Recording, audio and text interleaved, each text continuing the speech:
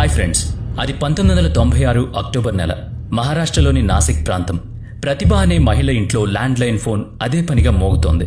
పొద్దుట్నుంచి ఆగకుండా పనిచేస్తూ ఉంటే మధ్యాహ్నానికి ఒక కొలికొచ్చింది. కాస్త నడుమాల్చుదాం అనుకునేసరికి ప్రమాదం ముంచుకొచ్చినట్టు ఫోన్ రింగ్. ఆమెను ఎక్కడలేని సత్తువ ఆవరించింది. ఆ ఫోన్ వాళ్ళమ్మాయి చదువుతున్న బడి నుంచి వచ్చింది. కూతురి స్కూల్ పేరు వినగానే ఆమె మనసు ఏదో కీడు శంకించింది.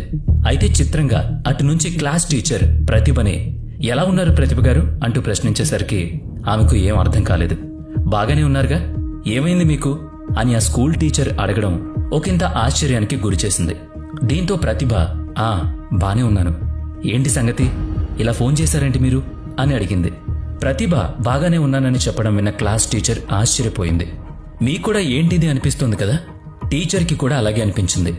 ఎందుకంటే ప్రతిభ గారికి ఒంట్లో బాలేదు, వాళ్ళ అమ్మాయిని పంపించండి తీసుకువెళ్తామంటూ ఓ 3 మనుషులు స్కూల్కొచ్చారని, స్కూల్ వాచ్మెన్ కి వాళ్ల తీరు సరిగా అనిపించక వాళ్ళని లోపలికి పంపించడం వీలు కాదని చెప్పడం, అలాగే పిల్లల్ని బయటకు రప్పించడానికి వీల్లేదని చెప్పడం.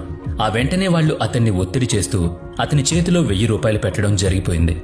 అంతవరకు సందేహిస్తూ వచ్చిన వాచ్మెన్ కి వాళ్లు తన చేతిలో డబ్బులు పెట్టడంతో తన అనుమానం నిజమేనని నిర్ధారించుకుంటూ అదేం తన ముఖంలో కనిపించనీయకుండా వాళ్లని నిలబెట్టి స్కూల్ లోపలికి వచ్చి క్లాస్ టీచర్కి అంతా వివరించడంతో తను స్వయంగా ఫోన్ చేస్తున్నట్లు టీచర్ ప్రతిభకు చెప్పారు.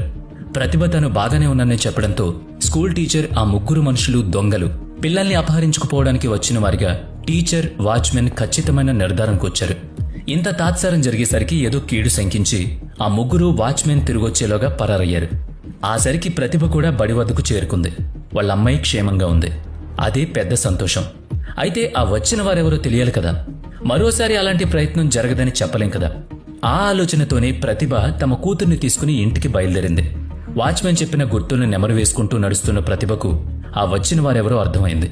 ఆ వచ్చిన 3 మహిళలు, ఒక పెద్ద వయసావిడ, 2 యువతులు కలిసి వచ్చారని చెప్పగానే వారి ముఖాలు ప్రతిభకు స్ఫురించాయి. అయితే వాళ్లు అలా ఎందుకు ప్రయత్నించారో మాత్రం ప్రతిభ ఊహకు అందలేదు. తమ కుమార్తె విషయంలో కొద్దిలో తప్పిన ప్రమాదం గురించి ప్రతిభ పోలీసులకు ఫిర్యాదు చేయలేదు. కొద్ది రోజుల తర్వాత సంతకు వెళ్లిన ప్రతిభ అక్కడ ఒక ఆమెను చూసి ఆనాడు స్కూల్ వాచ్మెన్ చెప్పిన 3లో ఒకరిగా పోల్చుకుంది. ప్రతిభ తానుగా వెళ్లి ఆమెపై ప్రశ్నల వర్షం కురిపించింది. దానికి ఆగంతుకురాలు బదులిస్తూ ప్రతిభ ఇక తన కూతుర్ని ఎప్పటికీ చూడబోదని, తిరిగి కలుసుకోలేనంత దూరంలో ఉందని, ప్రతిభ చేసిన నమ్మక ద్రోహానికి తాము విధించిన శిక్ష అదని చెప్పింది. ప్రతిభకు బుర్ర తిరిగిపోయింది. అసలేమీ అర్థం కాలేదు. ఆ క్షణమే పోలీసులకు వెళ్లి ఫిర్యాదు చేసింది ప్రతిభ. పోలీసులు విచారణ చేస్తామన్నారు. అవును, ఆ రోజు ప్రతిభ కూతుర్ని కిడ్నాప్ చేయబోయిన కిడ్నాపర్ల ప్రయత్నం వమ్మైంది కదా. ఆ చిన్నారి క్షేమంగానే ఉంది కదా. ఇప్పుడు